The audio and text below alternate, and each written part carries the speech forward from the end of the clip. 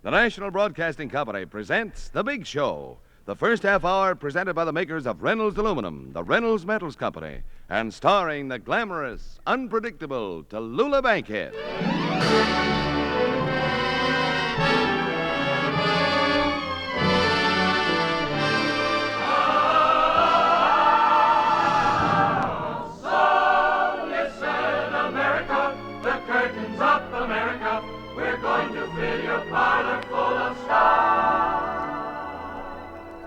For the next hour and 30 minutes, you will be entertained by some of the biggest names in show business. Such bright stars as Fred Allen, Hoagie Carmichael, Joan Davis, Portland Hoffa, Vera Lynn, Jane Pickens, Meredith Wilson. And my name, darlings, is Tallulah Bankhead.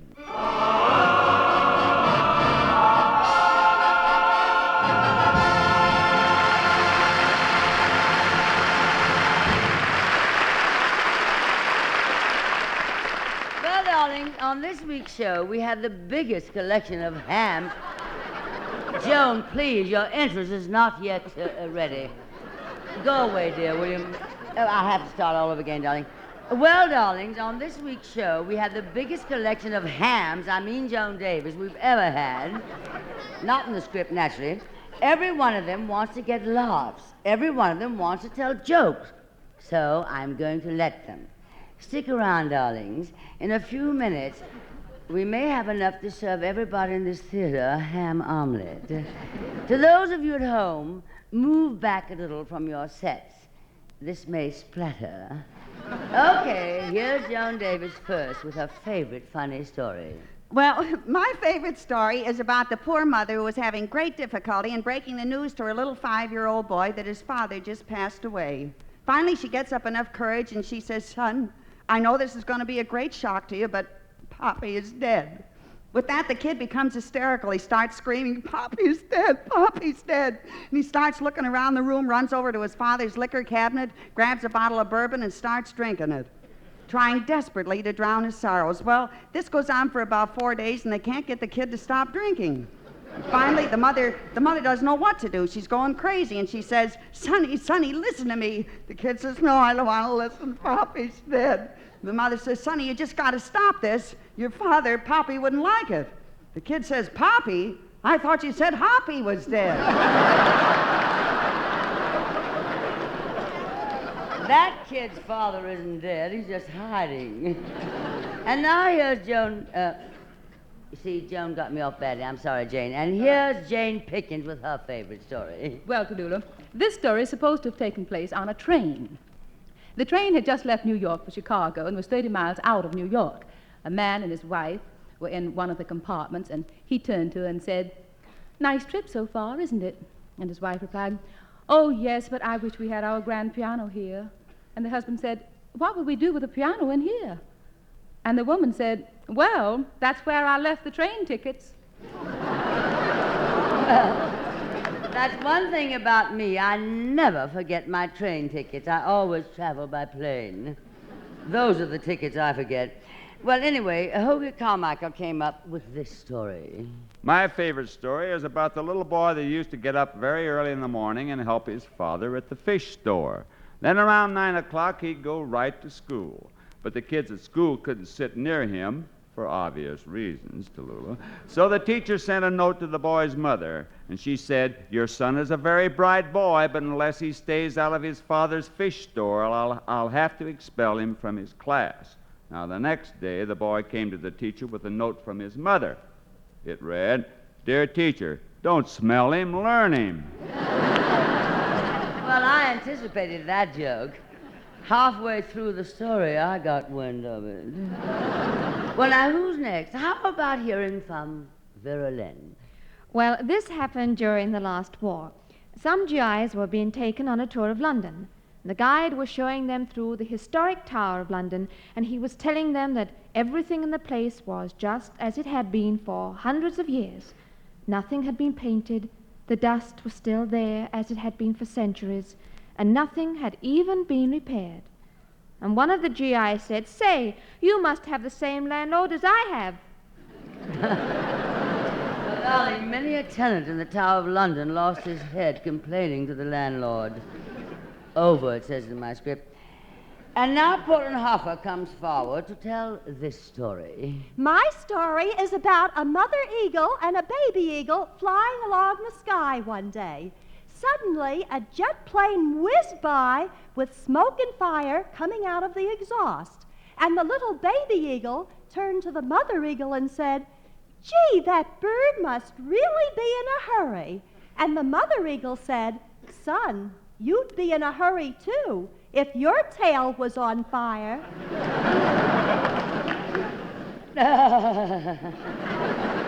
Imagine an eagle with his tail on fire. That eagle's going to be bald any way you look at it. Well, let's hear from the other half of the family. Fred Allen. Thank you, darlings. Fred Allen. The eagle no end, I said. Well, this is the story. This is the story about two business partners who took the afternoon off to play golf. On the third tee, one of the partners turned to the other and said, "Oh, shoot, I think I forgot to lock the safe."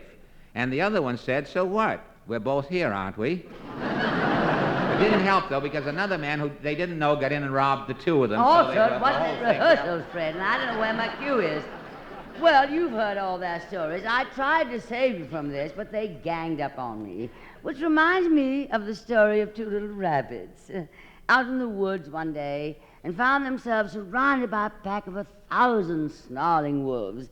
And one rabbit turned to the other and said, "If we can only hold them off for a couple of hours, we'll outnumber them."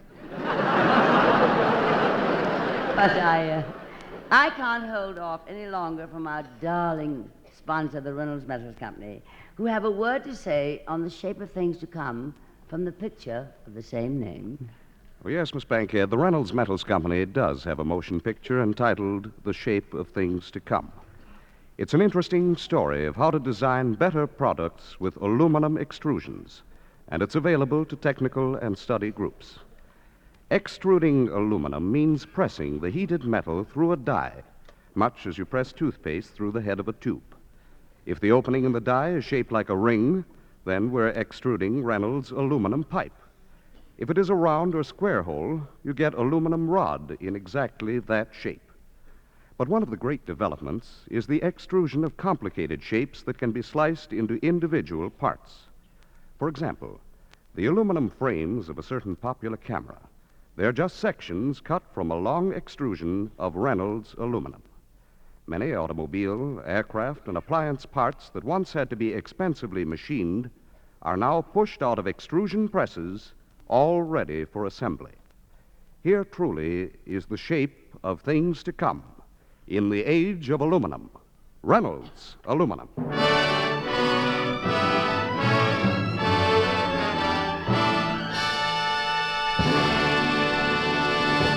And now our English songbird, who's been such a hit on our show since coming from London.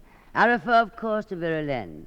The song she has chosen for this week is When You Awake. So, Meredith, darling, some music, if you please.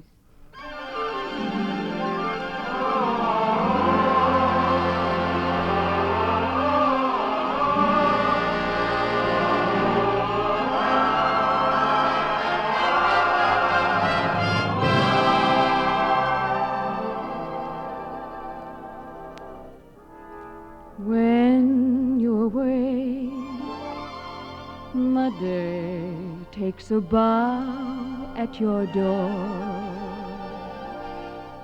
When you are awake, the sun shines like never before.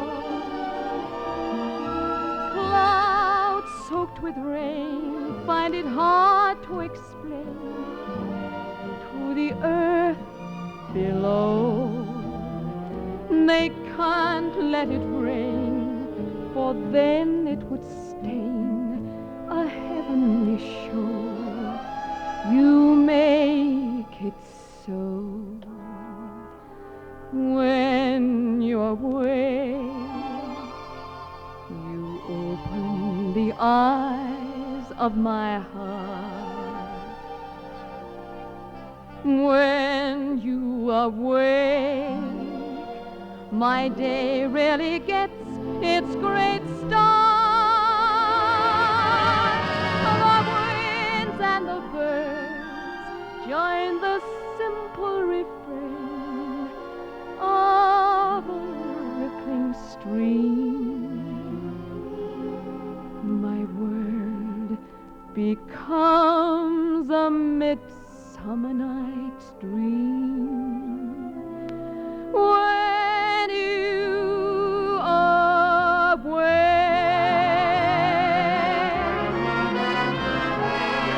When you're away, I welcome the day. Good morning, my dearest, my home. My darling, the sun shines as never before. Clouds filled with rain find it hard to explain to the earth below. They can't let it rain, for then it would stain a heavenly show. You make it so. When you are away, the day takes a bow at your door. When you're away, the sun shines like never before. The winds and the birds join the simple refrain of a rippling stream. My world becomes a midsummer night's dream when you are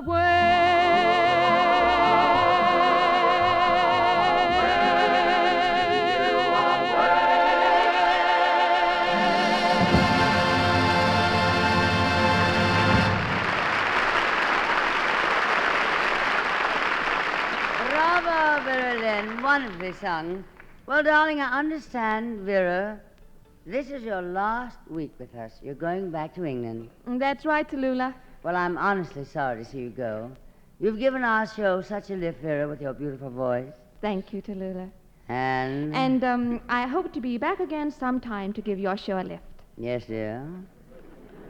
Go on. Oh, yes, and I want to say before I leave that I shall remember you always as the most gracious and charming woman that I have ever met in show business. A woman who has been both a friend and, A confident. a friend and a confidant, and who has taught me how to put over Song. a song, and who has helped me, a stranger to these shoes, Shores, darling. a stranger to these shores, darling.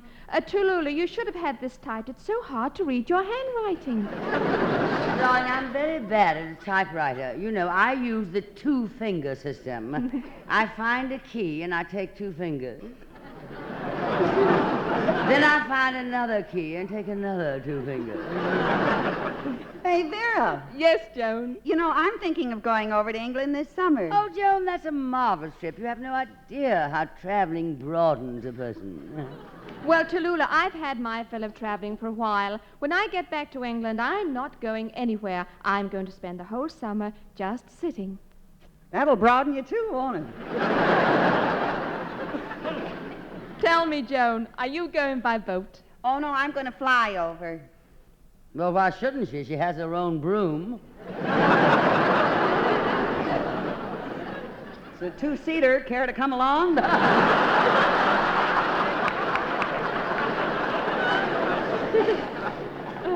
Have you ever been to England before, Joan? No, this is my first trip. Well, darling, maybe Vera can introduce you to some men while you're over there, Joan. Men, I told you I'm not interested in men. I'm going in for culture now. Oh, now, wouldn't you like to meet a duke, or an earl, or a count? Or she might even introduce you to a K-N-I-G-H-T. A Knigget? What's a Knigget? A knight, stupid. You not only don't know anything, but you refuse to learn anything. I can have only the greatest contempt for your ignorance. Yeah, well, I only have the greatest ignorance for your contempt. Oh, well, there's no sense in going on with you. Let's talk about someone we all have the greatest admiration for, the darling Reynolds Metals Company. They're going to tell us all about life in the country. You know the country, darlings. It's that place where people drink milk. Yes, Miss Bankhead, and there's more milk to drink, more milk to sell because of Reynolds Aluminum. You see, cows just don't give much when they get too hot, and aluminum reflects heat. Barns built with Reynolds lifetime aluminum roofing and siding are cooler inside through the summer, warmer in winter. Cows, chickens, turkeys, pigs, they all do better under aluminum. And the farmer does better on the expense side. His aluminum buildings last so much longer without any need for painting. That's only one way in which Reynolds Aluminum helps the farmer. Crops grow better, pastures stay green longer, with portable irrigation systems made of Reynolds aluminum pipe. So important is aluminum to agriculture that the Reynolds Metals Company has set up a special organization to develop its usefulness. Reynolds Farm Institute, a service by one of America's great aluminum producers. A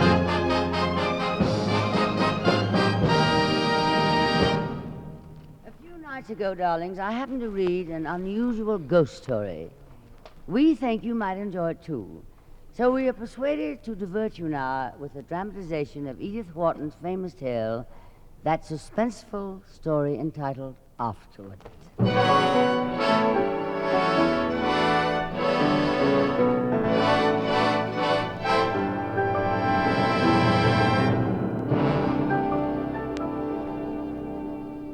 The scene, the flagstone terrace of a rambling country house looking upon a garden left to die. The sun is bright, yet seems to convey no warmth to the broken woman huddled under blankets in a chair. The car awaits, trunks and luggage have already gone, a nurse stands patiently at her side. Yet the woman, Mary Boyne, has made no attempt to be gone. You've all been very kind, very patient with me. You've nursed me, cared for me, without really knowing what my illness was. Neither you, nor the doctor, nor anyone, because it's so difficult to diagnose the death of a soul. We shall go presently. I shall never again lay eyes upon this cursed place. But now, I've got to remember to go back over it all, to talk it out for the last time. You don't need to talk, to ask me questions. You do not need to listen. But I need to talk now, for this last time. We'd come into quite a bit of money, some deal of Ned's concerning a mine, and we decided to take a place in the country. Ned found this place, with help of my friend Alida Stair. You'll love it, darling, and Alida promised us a ghost to go with it. A ghost? Oh, really, Ned? Well, that's what she said. I laughed at her, but she was quite serious, and I remember exactly what she said. She said, "Oh, there is one, of course, but you'll never know it." Well, then That's how? exactly what I said to her. How can there be a ghost if nobody knows it's a ghost? And she said, "Oh, you'll know it all right, but not until afterward."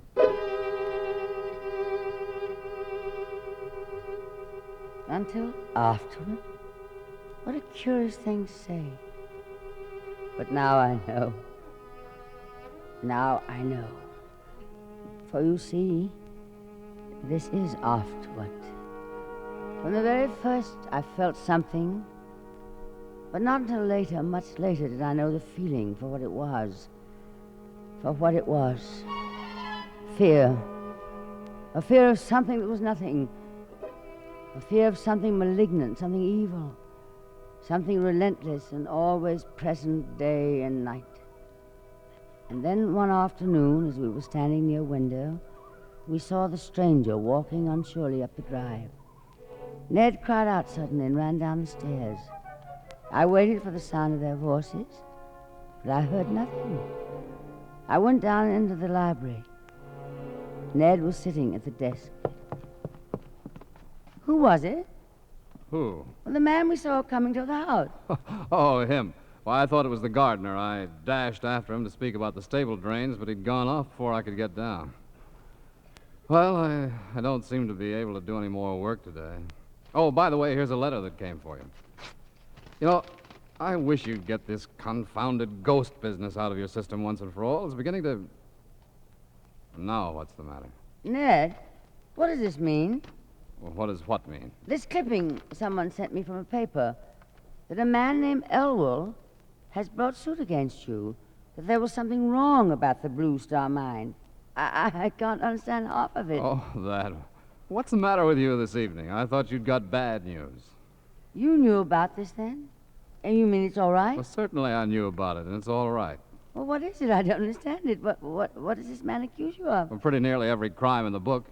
You want to hear the story? It's not particularly interesting, just a squabble over interests in the mine. But who is this Elwell? I don't know the name. Well, just a fellow I put into it, gave him a break. I told you all about it at the time. I must have forgotten.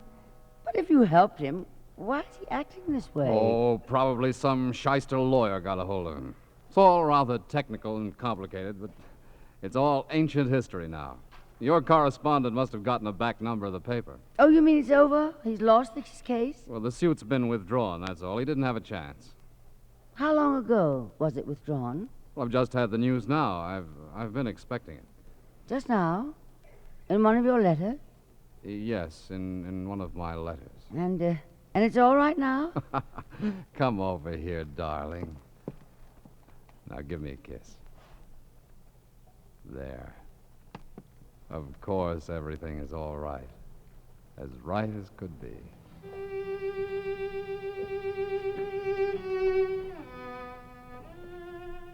No, it wasn't right. The feeling of uncertainty and dread persisted through the night, so that I hardly slept. I forgot when or how long I slept. And then it was morning, and the sun shone like now. Like now. And like now, it had no warmth in it. I was in the garden when I heard steps, and I turned. Suddenly he was there, the stranger. I came to see Mr. Boyne. Have you an appointment with my husband? I think he expects me. Well, you see, this is his time for work. He never sees anyone in the morning. Oh, may I ask if you have come a long way? Yes, I have come a long way. Oh.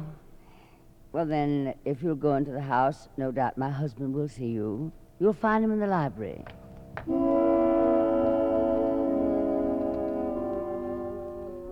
I do not know, nor can I remember how long I worked among the flowers, but hunger made me realize it was past lunchtime, and I went into the house and into the library to where Ned was working, but he was not there, nor his manuscript, only a letter not finished. I picked it up. My dear Parvis. Parvis? Who's he? My dear Parvis, I have just received your letter announcing Elwood's death. And while I suppose there's now no further risk of trouble, it might be safer to...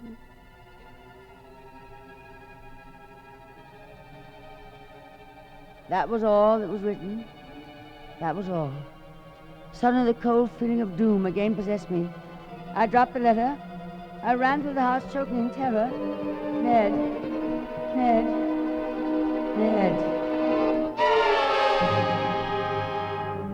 Gone out? Gone out with a stranger? Gone out? Ned!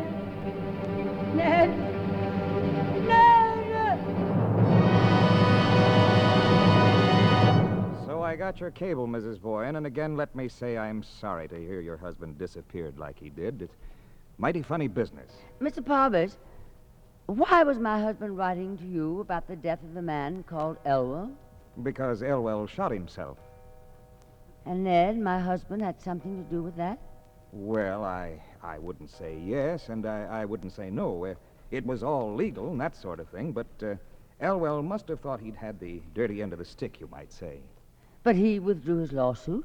Well, the lawyers told him he didn't have a leg to stand on. That's why the suit was withdrawn. But Elwell was desperate. You see, he'd borrowed most of the money he'd lost in the Blue Star mine. That's why he did it. He dragged on 2 months. You mean he tried to kill himself and failed? Oh, he didn't have to try again. Here's a whole account of it from the Sentinel, local paper, you know. There. That's a picture of Elwell. No. No. This is the man. The man who came for my husband. I should know him anywhere. It's he. The man in the garden. Mrs. Boyne, you're not well. Shall I call somebody? Shall I get you water? No, you don't believe me? I tell you, it is the man. It is the man who came for my husband. Well, it can't be, Mrs. Boyne. That's a picture of Elwell. Elwell was dead. Don't you remember? Don't you remember Ned's unfinished letter, the one you found on his desk that day? It was written just after he'd heard of Elwell's death. Surely you remember. When was it that Elwell tried to kill himself?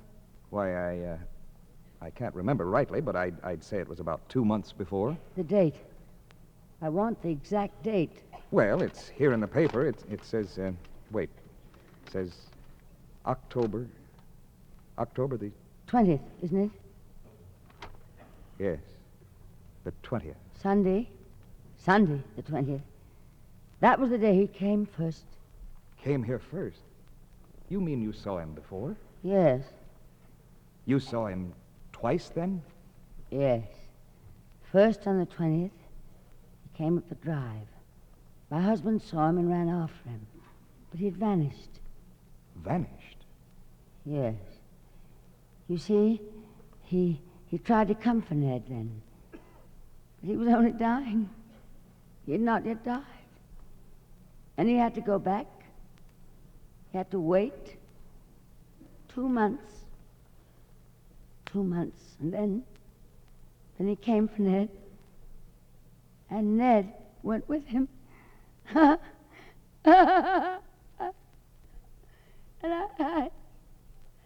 I sent him to Ned. I told him where to go. I sent him to this room.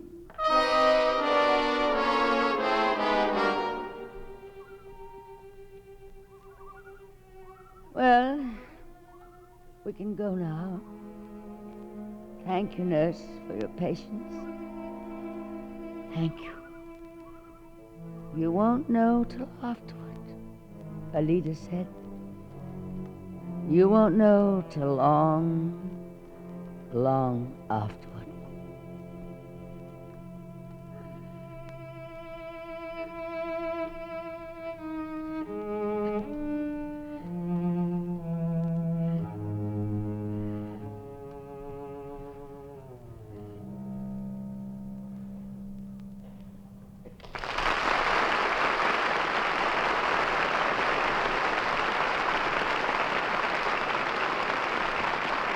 Well, thank you, darling.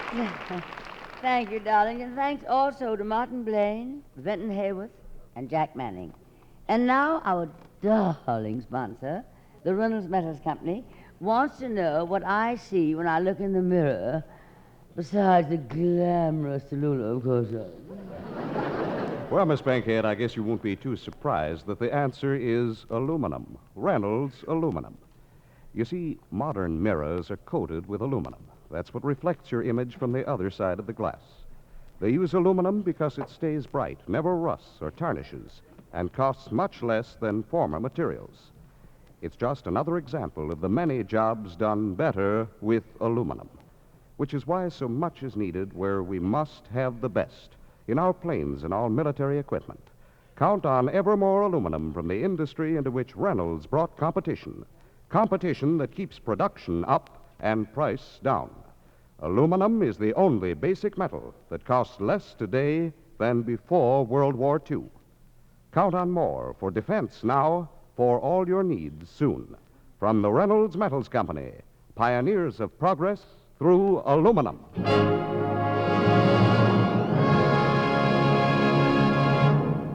I want to take just a moment now, darlings, before we go to Act Two, and say this is NBC, the National Broadcasting Company.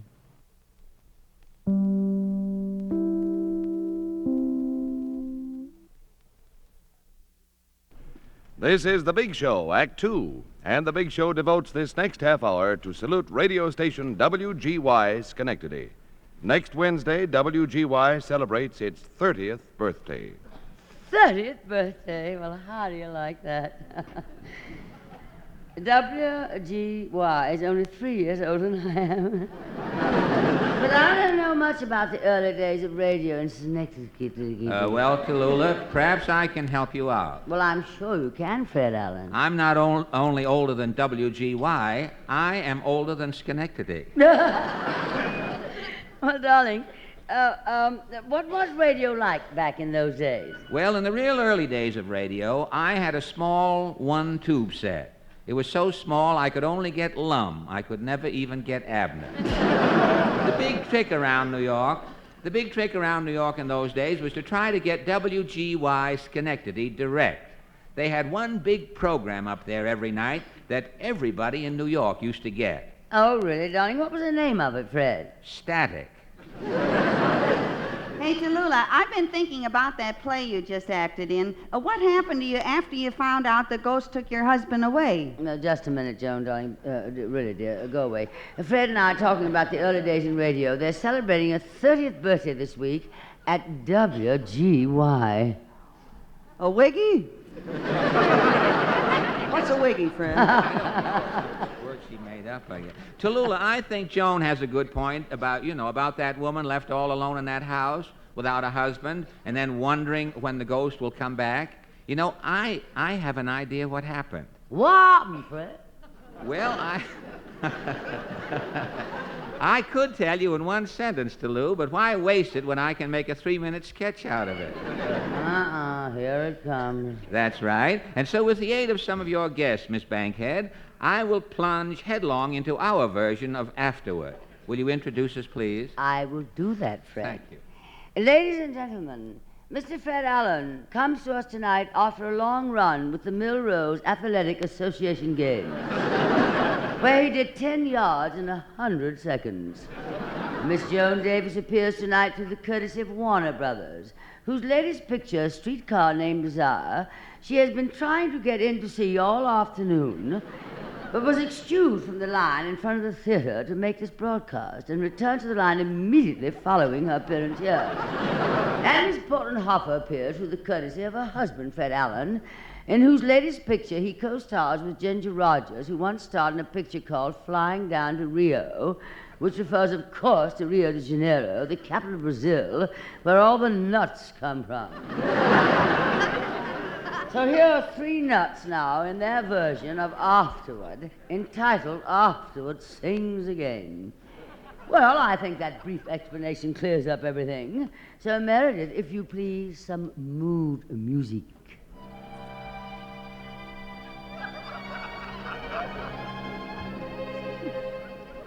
Fred, I've got to talk to you. Not now. I've got to practice my haunting.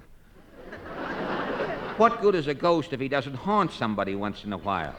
Yeah, fine ghost you are. When I think of all the ghosts I could have married, me who was voted Miss Apparition of 1932, and I had to marry an unemployed ghost. Quiet, please. I'm trying to practice my haunting. Ooh, wee. Well, my woos are all right, but I've got to sharpen up my wees. Baby talk, eh? Well, 20 years ago, when you married me and brought me to this house, you promised me you'd haunt that Bankhead woman out of here in no time. Well, I got rid of the man, didn't I? Can I help it if that Bankhead woman doesn't haunt so easy? She's an expert at haunting. Every Sunday night she haunts millions of people. I can't do a thing with her. I've wigwagged my shroud. I've tried everything. I'm beginning to think she doesn't believe in spirits. Tallulah?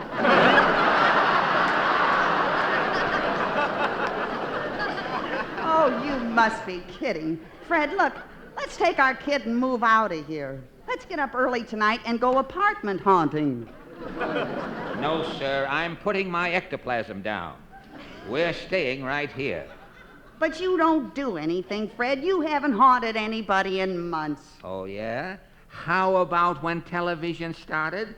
I was the most popular ghost on television. I was the only ghost with a V-neck sheet. Then they go and put that antenna on the top of the Empire State Building, and I'm out of work. Well, can't you find any other medium? Don't mention medium to me. Those mediums are fakes. They don't use union ghosts. So what are you going to do? Just spend the rest of your death sitting around the house? Well, I'd get out and haunt somebody if you learned how to wash my sheet clean.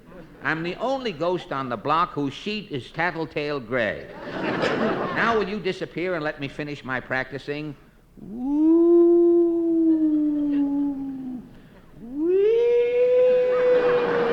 Oh, shut up. When I think how I first fell in love with you when I saw your picture on that bottle of iodine. Yeah, and all the promises you made me before we got married. We'll move into a big house, just you and me. And then after Porty came, still nothing happened. Honestly, Fred, I don't know why I married you. Sometimes I wish I were alive. Where's Porty now? I want to talk to the child. It's about time you talked to your own daughter. Honestly, the way that kid runs around the street all day long, getting all that fresh air, it's about time you said something to her. Can't you keep her indoors? Take her to a movie. Take her to see Life of a Salesman. I'll call her in. The sun's coming up anyway. Porty! Here I am, Mama. Porty, how many times have I told you not to materialize that fast? You scared the night lights out of me. Leave the kid alone. Come here, Porty. How is my little ghoul today? I'm fine, Papa. Sure, she's fine. Look at those rosy, healthy cheeks. Come here. Let me try to wipe that color out of your face.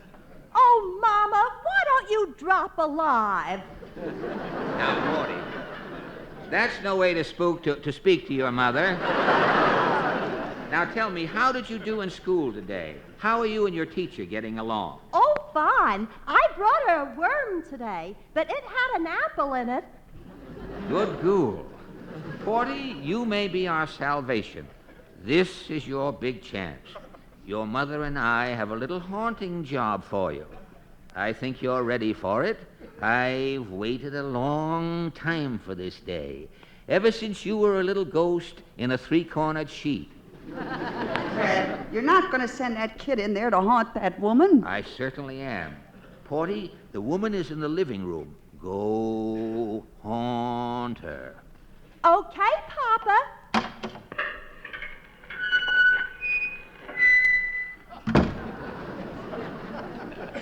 Gee, I don't think you should have sent her, Fred. Do you hear anything? Here she comes back.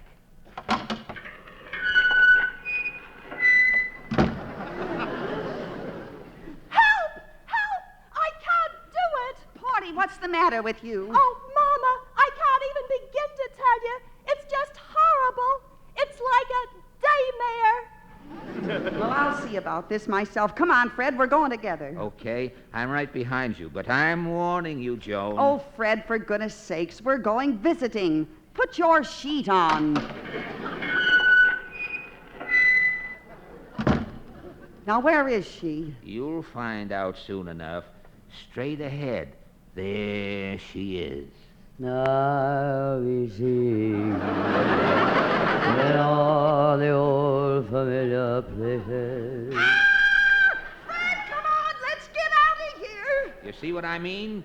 You heard that wail. No ghost can top that.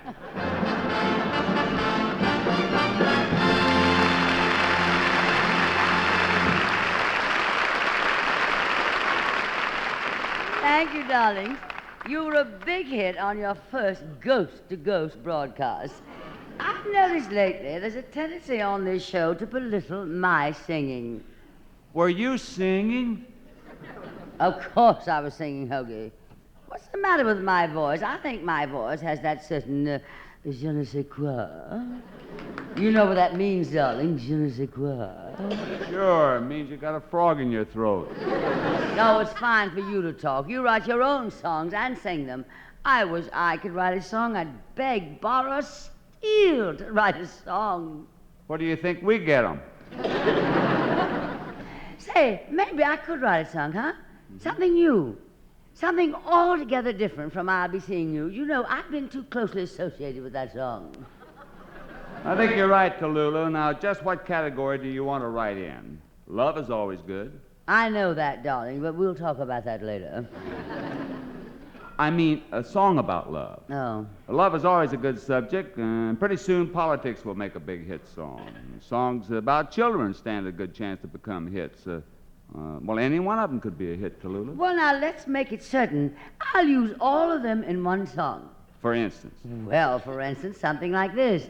I'll be loving you in all the district polling places. I will kiss your babies' faces.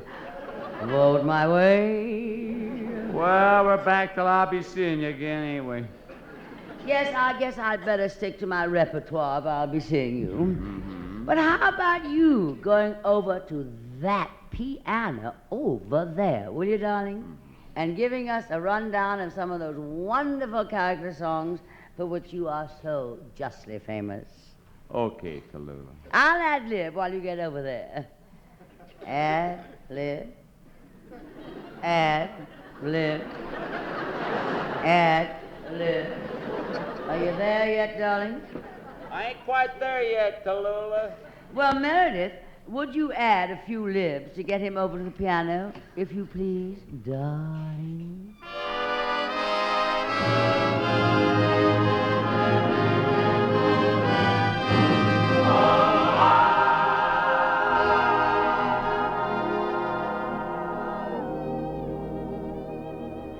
When I was in college, I used to get my homebrew beer over on the west side of town. An old Negro woman used to make it for me, and she used to serve it to me back in the kitchen. She had a rocking chair in the kitchen, and I used to rock back and forth and drink my homebrew, and that's where I got the idea for.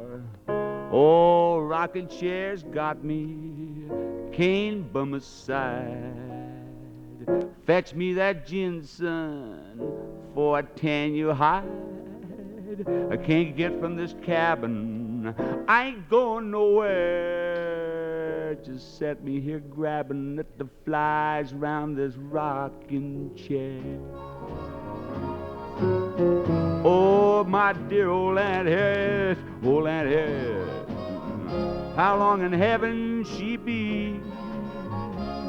Send me sweet chat for the end of the trouble I see.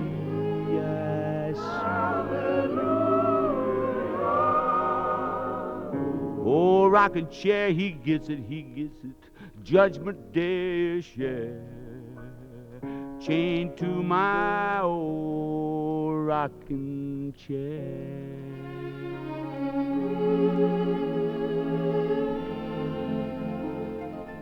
Here's a little character you may know. I got a couple of them myself. Small fry strutting by the pool room. Small fry, you should be in the schoolroom. My, put down that cigarette.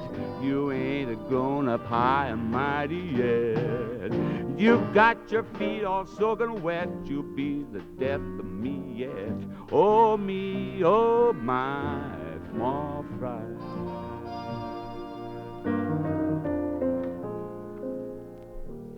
And then one time I wrote a song and dedicated it to my two grandmothers.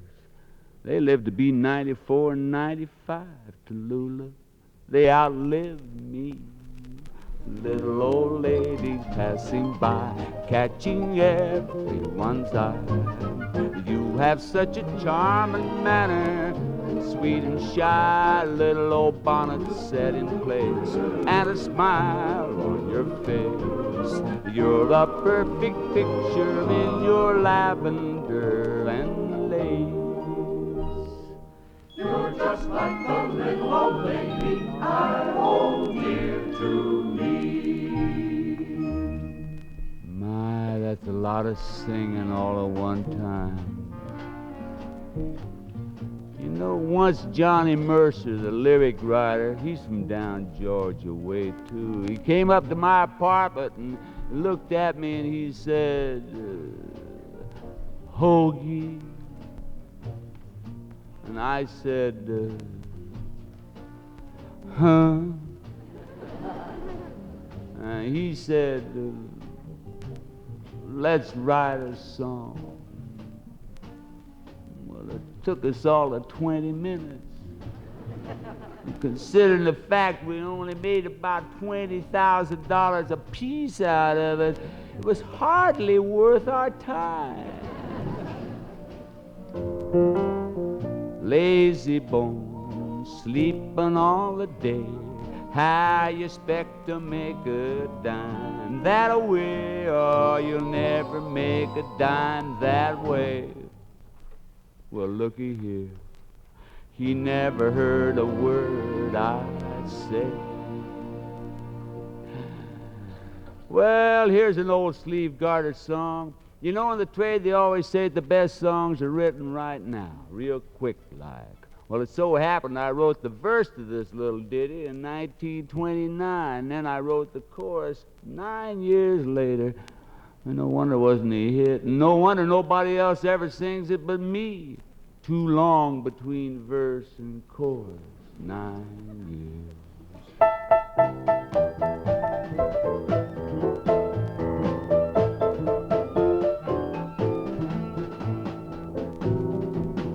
It's the story of a very unfortunate Memphis man who got arrested down in old Hong Kong. He got 20 years privilege taken away from him when he kicked old Chinese gong. And now he's bobbing the piano just to raise the price of a ticket to the land of the free. Well, he says home's in Frisco where they send the rice, but it's really in Tennessee. That's why he said, I need someone to love me, need somebody to carry me home to San Francisco and bury my body there. Yes, I need someone to lend me a $50 bill, and then I'll be home for happiness once again. Won't someone believe I begin to see that bay again? But when I tried to leave, sweet opium won't let me fly away. I need someone to love me, need somebody to carry me home to San Francisco and bury my body there.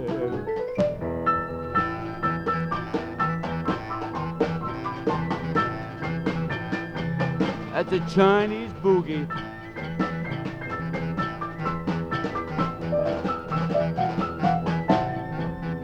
That's the story of a very unfortunate Memphis man who got arrested down in old Hong Kong. He got the 20 little privilege taken away from him when he kicked old Chinese gone, gone. Oh, my. Well, Miss Bankhead, I could go on and on, but I guess perhaps I've taken up enough of your time already. I enjoyed the use of the hall and the musicians. Miss Bankhead, is that about all you require of me? Miss Bankhead? Miss Bankhead? Salute. Well, looky here. She never heard a word I say.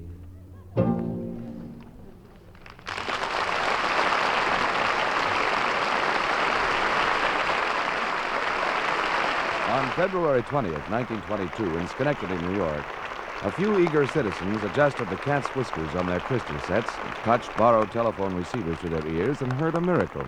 The first program broadcast by a new radio station, WGY. No one was sure just how many fans, and they were fans in those days, not listeners, were tuned in. But some experts guessed as high as 300 people. WGY wasn't the first radio station in America. 8 or 9 others had begun broadcasting. But it quickly became one of the most influential forces in the new medium. a cultural and technical pioneer. In its 30 years of operation, WGY and its parent, the General Electric Company, explored techniques and equipment which were to set standards for excellence throughout broadcasting. With GE engineers, it developed new microphones, new transmission methods. Many of these developments are in use wherever there is radio. When the first radio network, NBC, was formed in 1927, WGY was a charter member. As NBC has grown, so has WGY. And to its nearly 1.5 million listeners in northeastern New York, Vermont, eastern Massachusetts, and New Hampshire, WGY is NBC's foremost representative. On its 30th birthday, all of us here on The Big Show and in the National Broadcasting Company wish the very happiest returns of the day to WGY and to its owners, the General Electric Company. We look forward to many, many more years of proud association with one of America's truly great radio stations.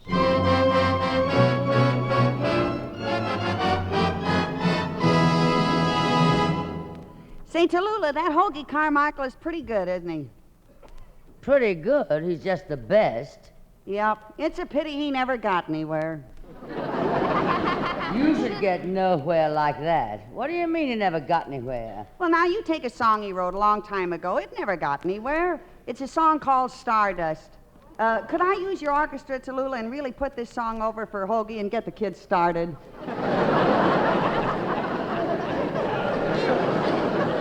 All finished? Okay, go ahead, Joan. I want to comb my hair anyway. Meredith, some Stardust music, please, for House Dust. Sometimes I wonder why I spend the lonely night dreaming of a song melody haunts my reverie, and I am once again with you. What's your hurry, Meredith? Are you double part? Stardust. Oh, yeah, here we are. Yes, Hoagie, that is a beautiful song. And what beautiful sentiment. The melody haunts my reverie. Isn't that romantic? I wonder what it means.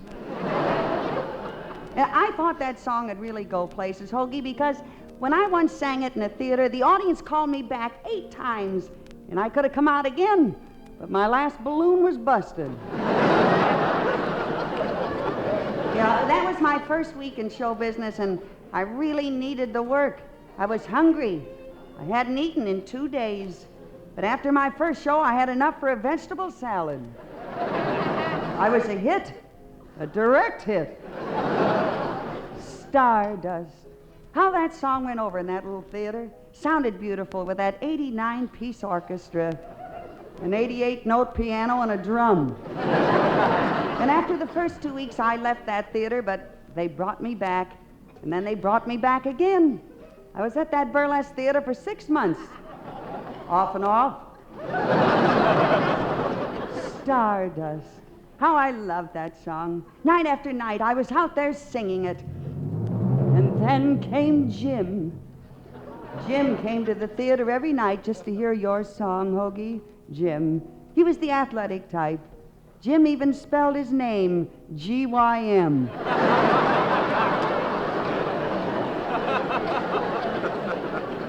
And every night I was out there on the stage with my balloon singing your song.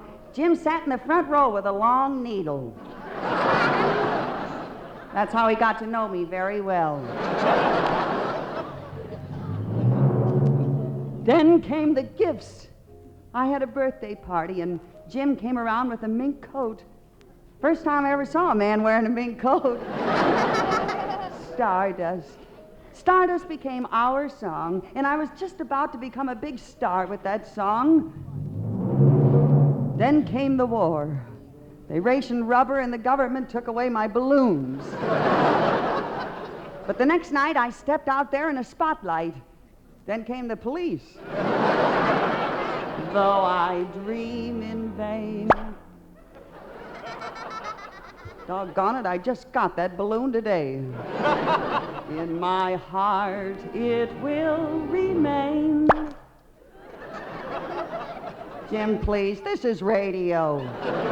My stardust melody.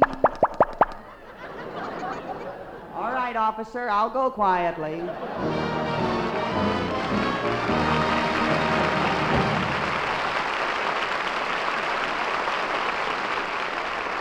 Thank you, Joan, and you'll be glad to know that your singing of his beloved Stardust gave Hoagie Carmichael a new idea for a song.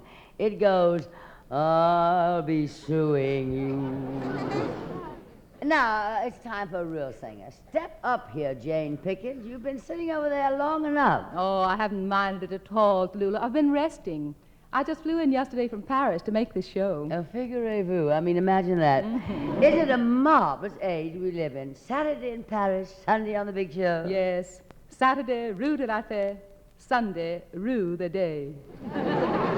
Now, Jane, honey, is that a way for one Southern gal to talk to another? Well, I do declare, Tallulah, I just don't know what all made me say a nasty old thing like that. I'm sorry, baby. Spoken like a true Southern lady, sugar.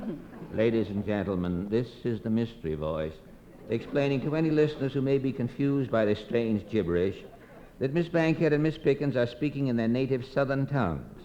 I will attempt to translate as the Southern conversation continues, as I was raised in Boston in a room which had Southern exposure. Oh, Janie, honey, I was in Paris last summer myself. Well, shut my mouth. This expression does not mean that Miss Pickens is going to keep her mouth shut. It merely means that Miss Pickens wishes Miss Bankhead would keep her mouth shut, so that she, Miss Pickens, can tell Miss Bankhead about her trip to Paris. This ought to interest you, honey. I found one little old restaurant in Paris, and what do you think their favorite dish was? Now, don't tell me it was hominy grits. Hominy grits. Just a moment. I brought along my copy of Gone with the Wind. I'll look that up. Oh, yes. Here we are. Hominy grits is an extra heavy yogurt with chopped up rubber bands in it. Footnote, hominy grits is not to be confused with food. Oh, no, sweetie pie, it wasn't hominy grits. It was chitlins. Chitlins is a sugar-coated chewing gum put out by the Dentine people. Chitlins? Well, how were they served, honey child? In good old-fashioned southern matzo ball soup. Matzo ball. Now, there's a southern food you can get your teeth into. Of course, getting them out is something else again. Well, how did it taste that way, sugar pie? Well, nothing like they fix it down home, Magnolia Blossom. And I told the man, I said, this ain't nothing like they fix it down home. Spoken like a true Southern belle. She means she's cracked. Sugar, honey, I mean Jane, we are being badgered by a Yankee carpetbagger. Now, you go get ready for that wonderful song you're going to do with us while Ed Hurley takes a few seconds out to say... For the past half hour, we have saluted WGY Schenectady upon the occasion of its 30th anniversary. WGY joins NBC's other 30-year-old affiliated stations, KDKA Pittsburgh, WWJ Detroit, KOB Albuquerque, WKY Oklahoma City, WBZ Boston, KYW Philadelphia, WSPD Toledo, and WDAF Kansas City. This is the NBC affiliated station's Hall of Fame. And now, before we go to Act 3 with Jane Pickens and the rest of our stars, I'll take a moment to ring my chimes. This, darlings, is NBC, the National Broadcasting Company.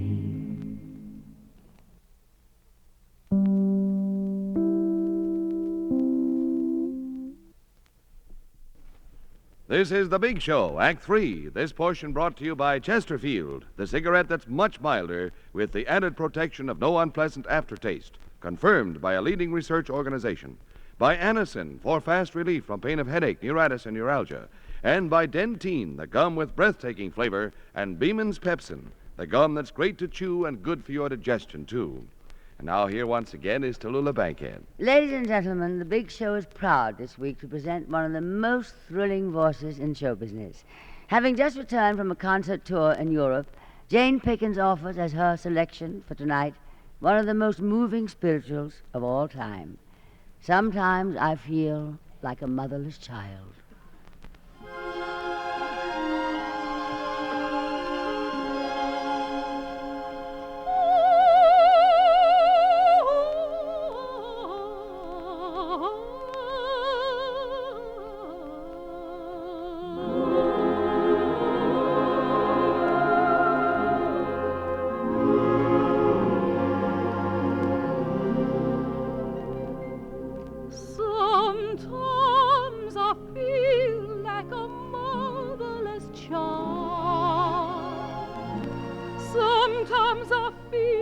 like a marvelous child.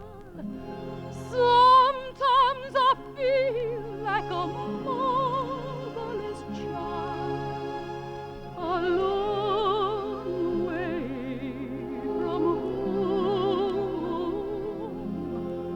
a long way from home.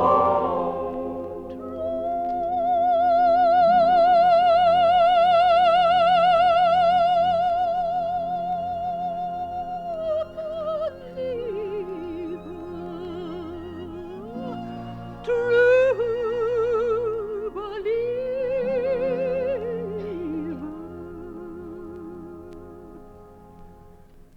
a long way from home, a long way from home. Sometimes I feel like I was almost gone. Sometimes I feel like I was almost gone. Sometimes I feel like I was almost gone. Far, far from home.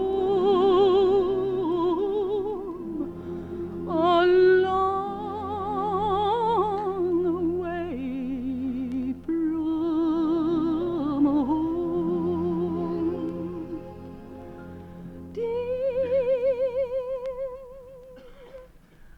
I gets down on my knees and I pray and I pray.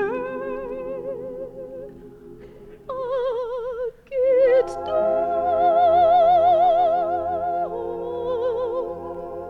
on my knees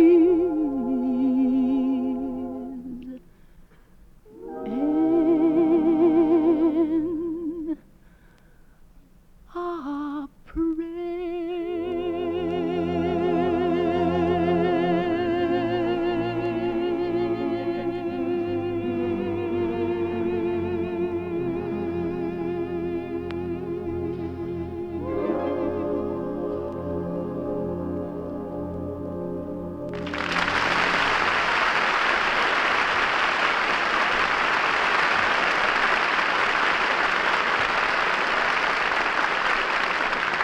Now, a voice well known to millions with a report that by tomorrow will be on the lips of smokers everywhere. Listen to this. It's something every cigarette smoker in America ought to know. Chesterfield has the newest, most modern research laboratories and factories staffed by experts. Outside independent consultants include many eminent scientists from leading universities. Chesterfield uses only the ingredients proved by scientific tests to produce a soothing, relaxing smoke. Chesterfield uses tobaccos pre-tested by laboratory instruments for the most desirable smoking qualities, and kept tasty and fresh by the addition of the best moistening agent for cigarettes. Tested and approved by our laboratories and consultants, and found to be chemically pure and harmless. Chesterfield has, for your smoking pleasure and protection, every advantage known to modern science.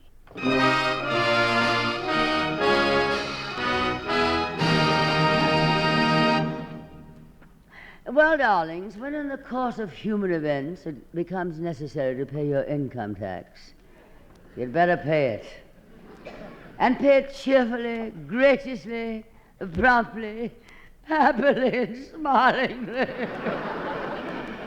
That's what I had to attend to last week. I went down to see my accountant. He's a wonderfully brilliant man, a genius in making out income tax reports. Doesn't know how to subtract very well, but oh, how he can add.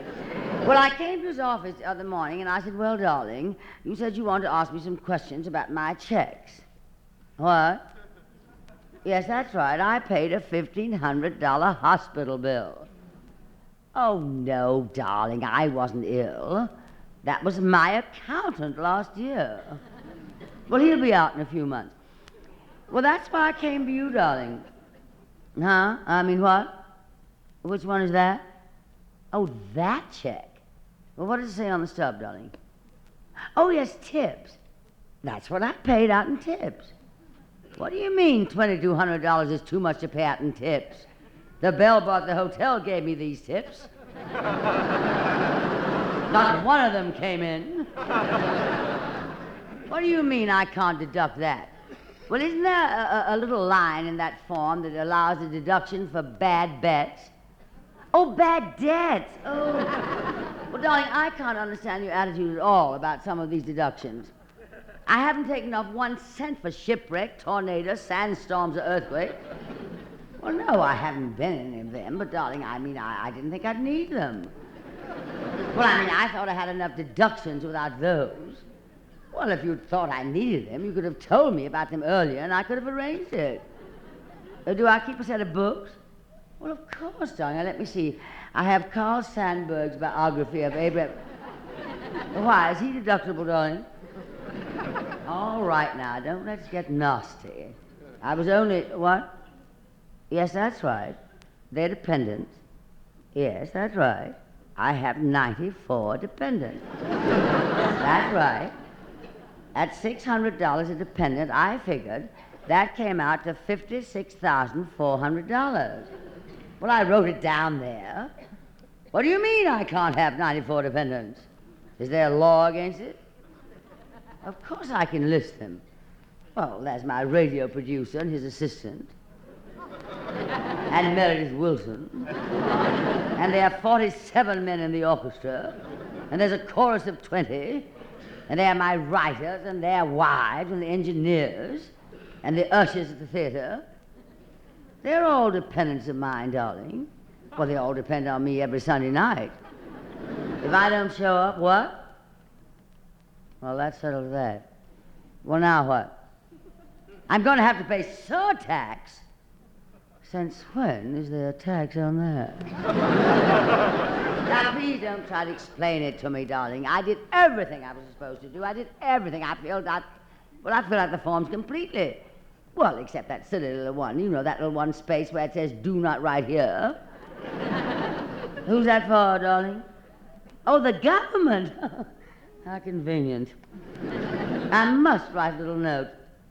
Dear Margaret, how are you? Oh, I'm fine, having a wonderful time. Wish you were here. Could sure use you. And by the way, happy birthday, Margaret. Many happy returns, Margaret.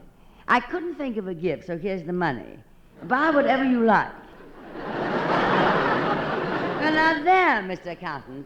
I think she'll like that. Well, I think that finishes the business, doesn't it, darling? Oh, that's what I mean. That finishes it for 1933. Oh, I'll be in next year for 1934. Thank you, darling. Goodbye.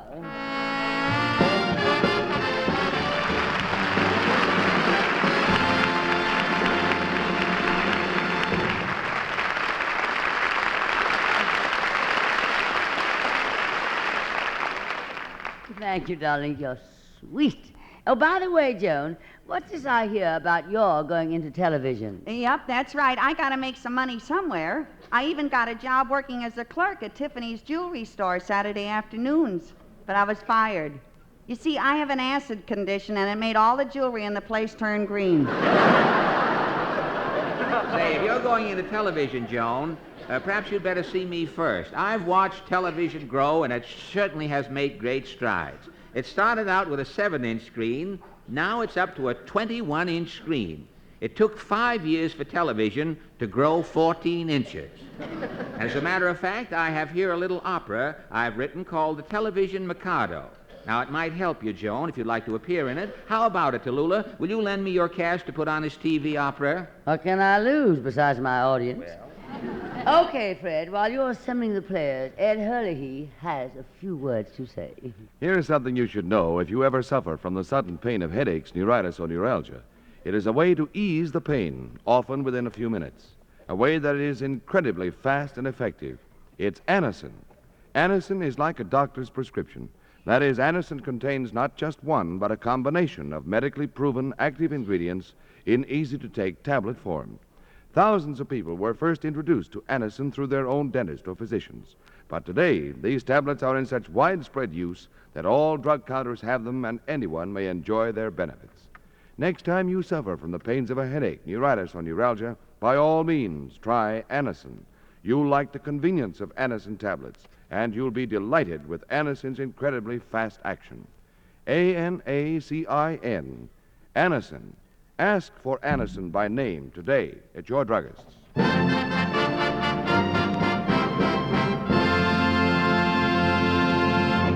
And now, darlings, the premiere performance of the television Mikado. The opera opens in the office of a big advertising agency. Button, Bitten, and Bowles. The office is in an uproar. The president of the company, Bowser Button, has summoned his staff to the conference room. As the curtain rises, the entire staff breaks into song. If you want to know who we are, we're the brains of video. We've built every TV star. We're all yes men who never say no. We form your listening habits with Costellos and with Abbots. Confidentially, we're no Babbitts.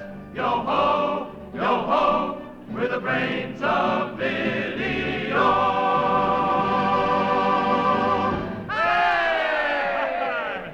Now, boys, Button, Burton, Bitten, and Bowles is about on the brink of bankruptcy. F.A. Allen, the big soap tycoon, is our big chance. He's looking for a television program. That's our baby. Yes, sir, that's our baby. Now, he wants a television program right away, and he don't mean maybe. Yes, sir, you don't mean maybe. Now, I got a star for his program, the beautiful sylph-like Jane Pickens. Or, as she is known, Slim Pickens. Yes, sir, that's our baby now. Are you in voice, Miss Pickens?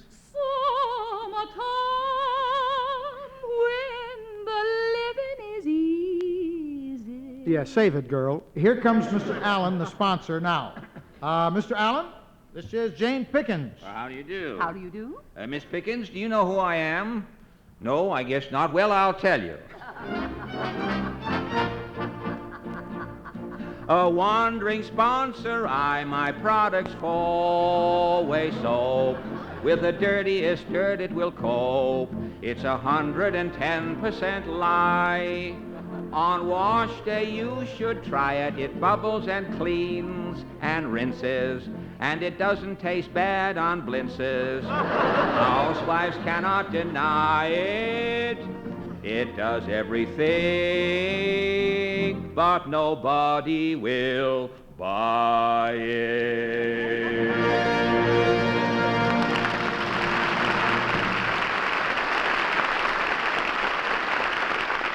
Now, F.A., with our television program, people will buy your soap. I hope so, M.W. I've got soap in every warehouse in Jersey. I've got soap in every parking lot. If it ever rains, the state of Jersey will be lathered from Atlantic City to Weehawken. For a program for a soap as big as mine, I need a big program. Summertime, when the living is easy. What was that? Something trapped in the air conditioning? Well, no, F.A., that's our new star, Jane Pickens, a great entertainer. I don't want entertainment, M.W. This is television. I just want commercials. 30 minutes of rollicking commercials. Commercials? Yes. Well, you'll You're have... in my canoe, M.W. From the twig way out perch, you'll have the most sensational... Yes. Commercials in television, eh? You'll have the most sensational commercials in television. And we have just the girls who can sing them. Porty and Vera. Show F.A., girls. Two little singing maids are we. We sing all day on NBC. We're doing well financially. Two little maids are we. We're two little maids whose voices sell pills for ills that make you well. Things to eat or wear or smell. commercials by the score. We sing on Channel 4.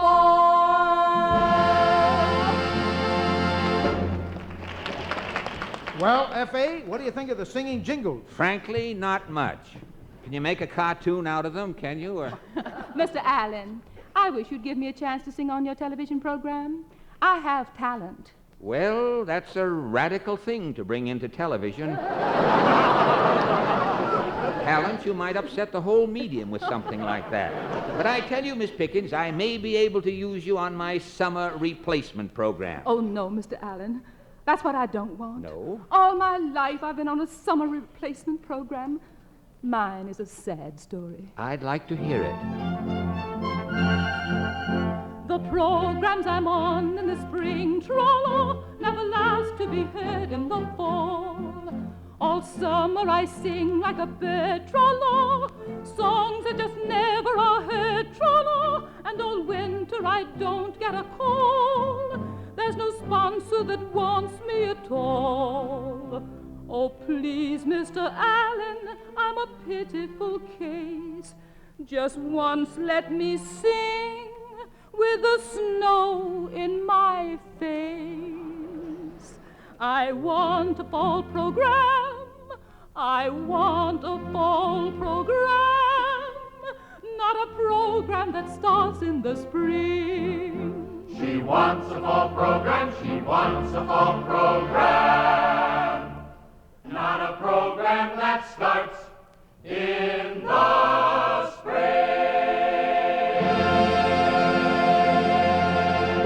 Well, F.A., what do you think? Is she your TV star? Well, I hate to say this, but I like her. However, when I was in London last summer, I found two girls. They're beautiful, they're talented. And if that isn't enough, they're my wife's sisters. So I decided to bring them to New York. My wife told me. Men, meet Tallulah and Joan. Yes, sir, they're not babies. Well, hello, Tallulah. Cheerio and pip pip. And how are you, Joan? Cheerio. No pip pip? Too poop to pip.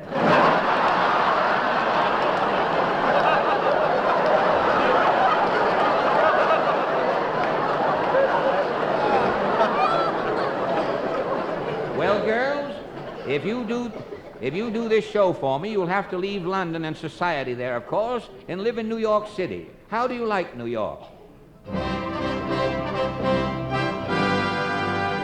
To me, New York don't mean a thing. Tra-la, to me, it does nothing at all. New York has no grass and no trees, tra-la. Kids don't know the bird from the bee, tra-la. And apartments are giddy small. You can hardly squeeze in them at all. The streets are all narrow, the air is full of smoke, and everyone shoves you, and the parking's a joke. It's all right to visit. It's all right, but is it? You sing so juicy, really. That's a neurotic type. To us, New York don't mean a thing. P.U.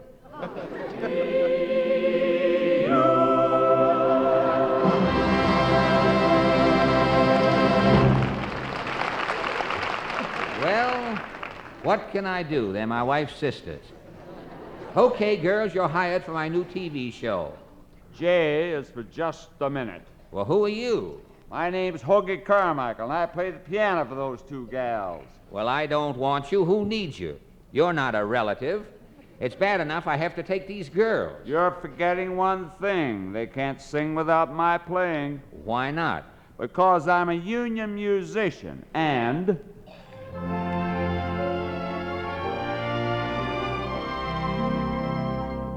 It's all of the excitement. There's one thing you forgot. Petrillo. Petrillo. Petrillo. First you must learn if you can or cannot. From Petrillo, Petrillo, Petrillo.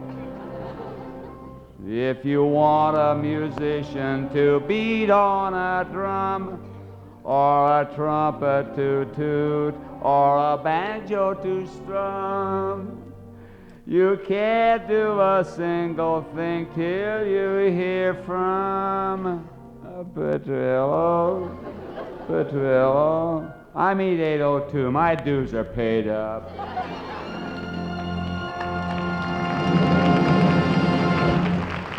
Oh, I see. So you're going to start on television, too. Well, that's what you did in radio. But let me tell you, Mr. Hoaggy Comical, I am going to take over television myself if I have to, and I'm going to abolish a lot of things.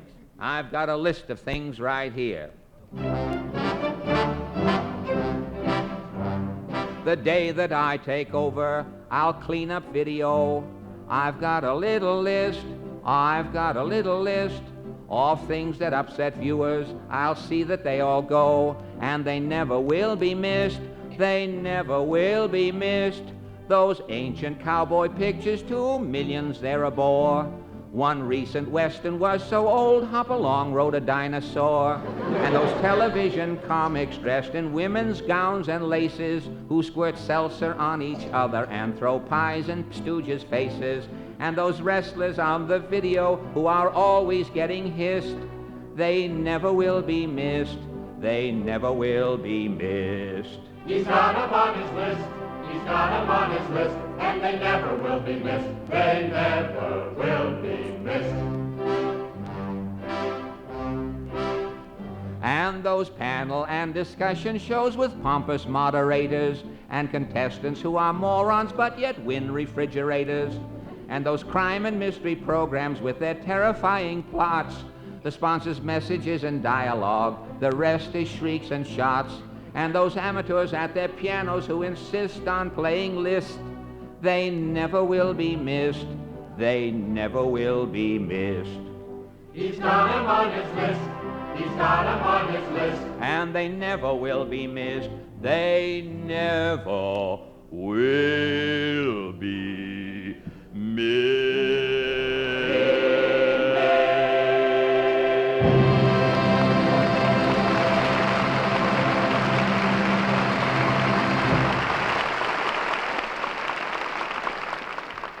Now here's something else of interest to you.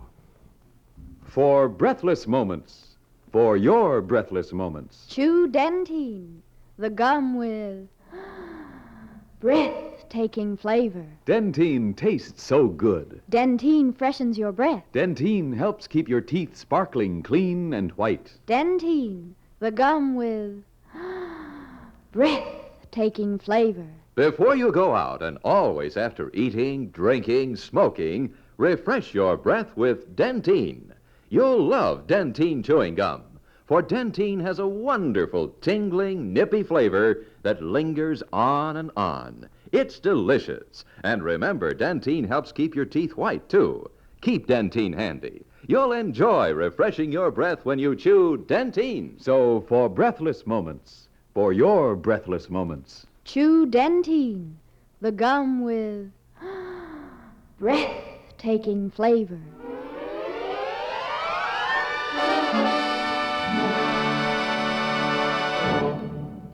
Before I tell you of next week's show, I want to bid au revoir to Verlaine. Bon voyage, darling, and come back to us very soon. Give our love to the wonderful people of your great country. Long live the Queen. Well, that's our show this week, darlings. Be with us next Sunday when our guests will be Kay Armour, Victor Borger, Ed Gardner, Molly Goldberg, Robert Merrill, and others. And, of course, our very own Meredith Wilson and the Big Show Orchestra and Chorus. Until then, may the good Lord bless and keep you, for the near or far away. Vera. May you find that long-awaited golden day today. May your troubles all be small ones, and your fortunes 10 times 10, friend. May the good Lord bless and keep you till we meet again, Portland. May you walk with sunlight shining and a bluebird in every tree. May there be a silver lining back of every cloud you see. Meredith. Fill your dreams with sweet tomorrows. Never mind what might have been. Hoagie? May the good Lord bless and keep you till we meet again, Jane.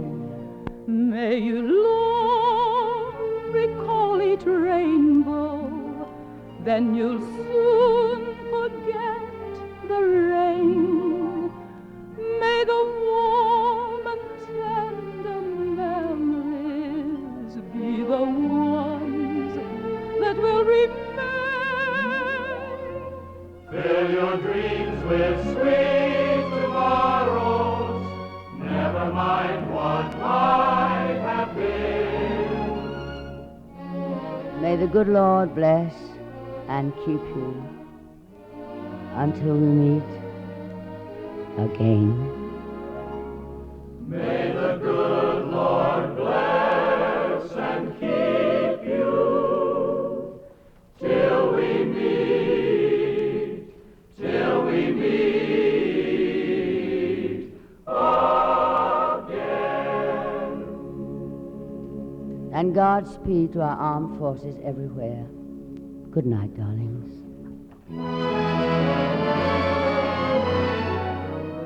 This portion of the Big Show has been brought to you by Chesterfield. Sound off for Chesterfield. Get the cigarette that's much milder with the added protection of no unpleasant aftertaste. By Anacin for fast relief from pain of headache, neuritis, and neuralgia. And by Dentyne, the gum with breathtaking flavor, and Beeman's Pepsin, the gum that's great to chew and good for your digestion, too. The first half hour of the Big Show is presented by the makers of Reynolds Aluminum, the Reynolds Metals Company, who also bring you the Kate Smith Evening Hour on the NBC television network. Hoagie Carmichael is currently being seen in RKO's The Las Vegas Story. The Big Show is produced and directed by D. Engelbach and written by Goodman Ace, Selma Diamond, George Foster, Mort Green, and Frank Wilson. The chorus directed by Ray Charles, special musical arrangements by Sidney Fine. This is Ed Hurley, he's saying good night.